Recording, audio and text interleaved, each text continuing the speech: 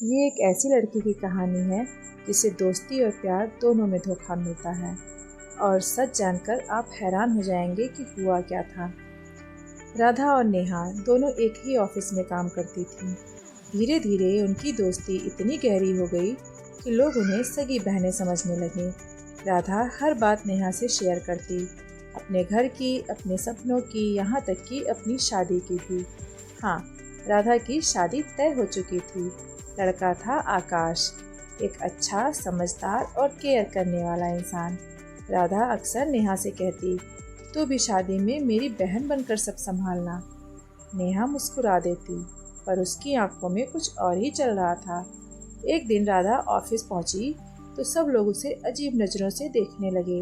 उसका फ़ोन लगातार बज रहा था, लेकिन जैसे ही वो कॉल उठाती, सामने वाला फ़ोन काट देता।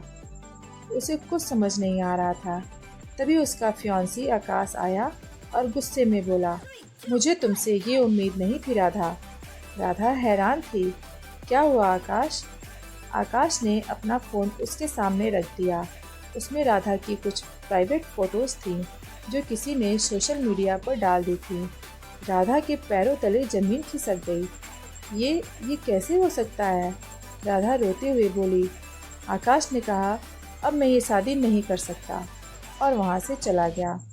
राधा की तो पूरी दुनिया ही उजड़ गई। राधा की दुनिया एक पल में टूट गई। उसे समझ नहीं आ रहा था कि ये सब किसने किया।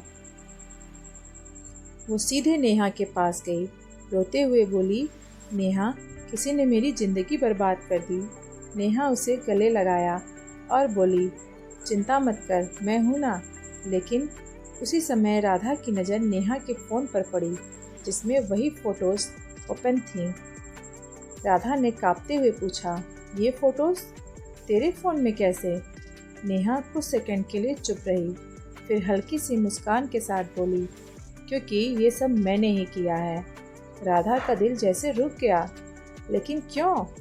नेहा की आंखों में गुस्सा था, क्योंकि जो जिंदगी तू जी रही थी वो मैं जीना चाहती थी। आकाश, वो मुझे पसंद था और उसने तुझे चुना। राधा के आंसू रुक गए। अब उसकी आंखों में दर्द नहीं, बल्कि एक अजीब सी शांति थी। वो बोली, तूने मेरी ज़िंदगी तोड़ी है, लेकिन अब मैं अपनी नई ज़िंदगी खुद बनाऊंगी। कुछ महीनों बाद राधा एक नौकरी में थी, खुद पर भरोसा करके आगे बढ़ चुकी थी, और नेहा, उसकी सच्चाई सबके सामने आ चुकी थी, और वो अब बिल्कुल अकेली थी।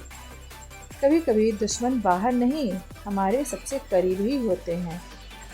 तो आपको ये कहानी कैसी लगी, मुझे कमेंट बॉक्स में ज़रूर बताना। और अगर हाँ, मेरे चैनल पर नए हैं तो सब्सक्राइब करना ना भूलें। Thank you. Bye bye.